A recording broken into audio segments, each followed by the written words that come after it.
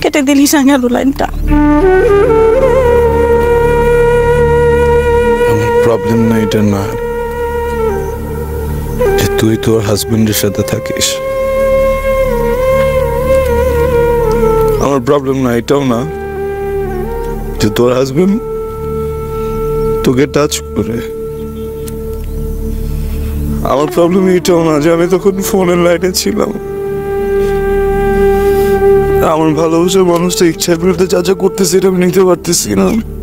আমি প্রয়োজনে কথা বলবো না তোর সাথে, আমি কন্ট্যাক্ট করবো না, আমি তো কোনোদিন তোর কনসেন্ট ছাড়া তোর আঙ্গুলটাও ধরবো না, নিতে পারতেছি না বুঝছিস। তুই চলে আয় আমার কাছে, কেন মেনে নিতেছিস সবকিছু? আমি নিতে পারতেছি না যে তুই সবকিছু মেনে নিতেছিস।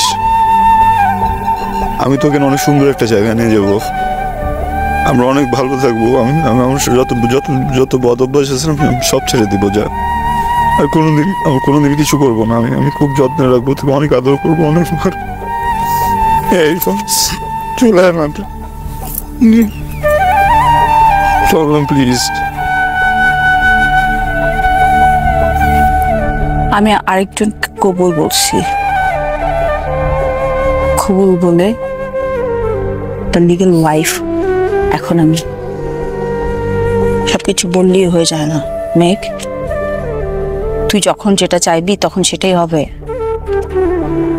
হয় না।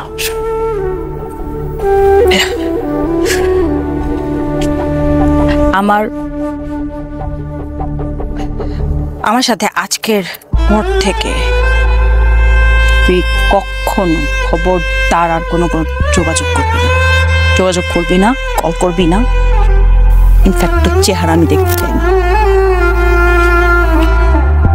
মরে যা, তুই মরে যা, জাস্ট ডাই, কিন্তু আমার সামনে কখনো আসবি না, জাস্ট দূরে থাক।